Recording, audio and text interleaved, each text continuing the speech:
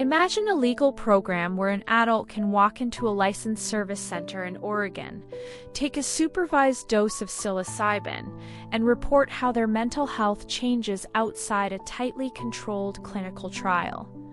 1 month later, 92.2% of participants in a new real-world study said the experience was beneficial. Yet 4 people had serious behavioral reactions requiring medical attention, and the study cannot prove that psilocybin caused the improvements. Today we examine that real-world psychedelic study, a survey on how Generation Z views shoutdowns, blockades, and violence to stop public speakers, brain scans linking schizophrenia and bipolar disorder, and a Canadian study on trust in elections. These stories share a common theme: measurable patterns in mental health, political tolerance, brain function, and democratic trust often complicate simple headlines, so we need to look at what the evidence actually supports. First, Oregon. Between November 2024 and June 2026, researchers led by Oregon Health and Science University tracked 346 clients in the state's first regulated psilocybin program. This is important because mental illness affects tens of millions of Americans, and only around half of people with symptoms receive treatment. Clinical trials have shown promise for psilocybin, but a trial is a tightly controlled setting. Oregon's program is different. It accepts any adult over 21 for any reason, uses mushroom-derived products rather than a standardized pharmaceutical compound, and does not require facilitators to have professional clinical training. Clients still received preparation, took psilocybin under supervision, and could attend integration sessions afterward. The average dose was 31.9 milligrams. But individual doses ranged from 2 to 50 milligrams. Researchers surveyed participants before the dose, and at several points afterward up to 3 months later. At 1 month, 92.2% said the experience was beneficial. By 3 months, moderate to severe PTSD fell from 48.6% to 16.8%, anxiety from 45.1% to 13.2%, and depression from 42.2% to 16.8%. Life satisfaction rose from 63% to 82.3%. Those are large changes, but this was an observational study with no control group. Participants chose to use the service. Only around 5% of Oregon clients joined the study, and most were white and relatively affluent. So the study cannot prove that psilocybin caused the improvements. The risks deserve equal attention. 4 people, or 1.2%, experienced serious behavioral reactions requiring medical attention. 1 became violent and was taken to the hospital. Another reported an emergency room visit, worsening anxiety and depression, and thoughts of self-harm. A 3rd reported an emergency room visit and worsening symptoms. The 4th reported severe anxiety and insomnia requiring medication, plus worsening symptoms and self-harm thoughts for 3 months. All 4 were psychedelic naive, had depression, anxiety, or PTSD, and received doses from 25 to 50 milligrams. Researchers suggest inexperience, vulnerability, and higher doses may increase risk, but 4 cases are too few to establish that. The takeaway is not that psilocybin is safe for everyone. It is that benefits from clinical trials may carry into the real world, while a small number of serious reactions show the risk is not zero. Oregon has served more than 20,000 people since 2023, over 6 times the number in classic psychedelic trials since 1951. Psilocybin is not suitable for everyone, and anyone considering it should discuss potential risks with a medical professional, especially with existing health conditions or medications. Stronger evidence would need randomized comparisons, longer follow-up, broader diversity, and clearer identification of who is at risk. Now we shift from inner mental states to public political expression. Free speech depends on political tolerance, meaning people must allow ideas they strongly oppose. A nationally representative survey of 4,188 Americans asked how acceptable it is to shout down a speaker, block attendance, or use violence to stop a speech. Participants were randomly assigned to answer either in the abstract or about a speaker advocating an idea they personally found most offensive. Generation Z respondents were more accepting of all three tactics than older generations, and this held in both conditions. Shouting down was the most accepted tactic, while violence was the least accepted overall. That matters because the finding is not that Gen Z broadly endorses violence. It is a relative difference, and even the youngest group were least accepting of violence compared with the other tactics.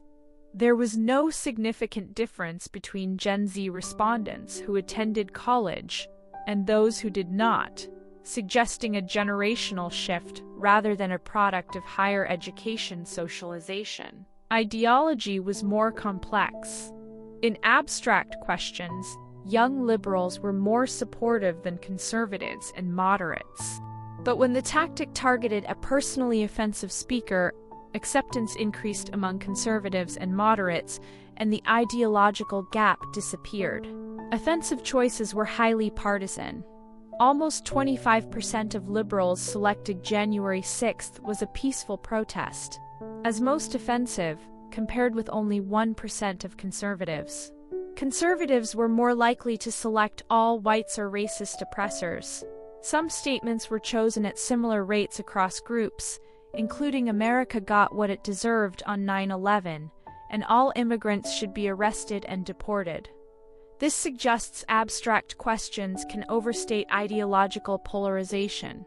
When the target becomes concrete and personally offensive, people across the spectrum become more willing to limit speech. The key limitation is that the study relies on self-reports about hypothetical acceptability, not observed behavior. People may answer in ways they think are socially expected, and stated acceptance does not necessarily predict action. Still, the study raises a serious question about political tolerance in the future. Now we turn inward to the brain. A study published in Frontiers in Psychiatry compared resting state functional MRI scans from 89 people with schizophrenia, 57 people with bipolar I disorder, and 45 healthy controls.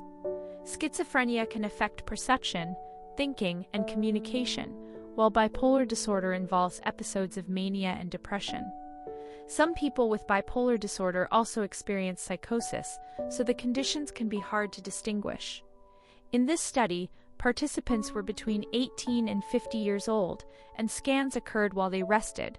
The researchers divided the brain into 90 regions and measured functional connectivity, meaning coordination of activity across areas, not physical wiring. Both patient groups showed lower network synchronization than controls. In plain terms, activity in widely separated brain regions was less likely to move in step. This is about coordination, not total activity. Reduced coordination could make it harder to combine information from different brain regions, although the study did not test that directly. Both groups also showed altered communication among regions involved in memory, emotion, attention, vision, and sensory processing. Schizophrenia showed broader changes, including weaker connections within sensation and movement systems, stronger memory-emotion connections, and altered sound, language, and face recognition regions not seen in bipolar disorder. This fits genetic evidence that the two conditions share about 70% of their genetic influences. But these scans cannot diagnose individuals. The data came from one time point. Participants were at different illness stages. Medication could influence activity and symptom severity, did not significantly correlate after statistical correction. The analysis also used a relatively coarse brain map and predefined network categories. Future research should follow people from first episode, ideally before medication, to see whether these patterns predict outcomes. For now, the study adds to biological overlap, with schizophrenia showing more extensive disruption. Finally, trust in elections. A McGill-led research team used Canadian election study data from 2008 to 2021, with about 72,000 respondents, plus post-election surveys in 2021 and 2022. They found that while a majority of Canadians still trust election administration, trust has become more partisan. Since 2019, right-leaning Canadians and Conservative and People's Party supporters showed a notable drop in trust. People who get political information from social media or alternative right-wing media reported lower trust than those relying on legacy media. This matters because Canada's election administration is among the most favorably rated by experts, and experts do not perceive any decline in actual integrity. So the drop is in perception and trust, not in measurable election quality. A second related study found Canadians broadly reject misinformation, but right-leaning citizens are more likely to question impartial truth, view anti-misinformation efforts as biased, tolerate politicians spreading misinformation, and oppose government or platform interventions. Researchers argue that anti-misinformation efforts have become politically charged and perceived as targeting conservatives, so responses must be fair and non-partisan. These are survey associations and cannot prove causation, but the longitudinal data show a widening trust gap. Together, these four stories point to the same broader lesson. Real-world studies often find both promise and risk, whether that is psilocybin outside clinical trials or public attitudes outside a laboratory. Abstract questions can polarize people, while concrete stakes can shift their answers. Biological boundaries between psychiatric conditions can blur when we look at brain coordination. Institutional trust can decline even when the underlying institution is still functioning well by expert measures. Each study is early, observational, or self-reported in important ways. Each raises questions that need stronger evidence: randomized and long-term designs for psychedelics, behavioral observation for speech tolerance, pre-medication longitudinal brain scans for psychiatric conditions, and transparent cross-party communication for election integrity. The connecting question is how we balance openness to unconventional treatments, unpopular speech, and inconvenient information while protecting the people who are most vulnerable. Please subscribe for more daily science content.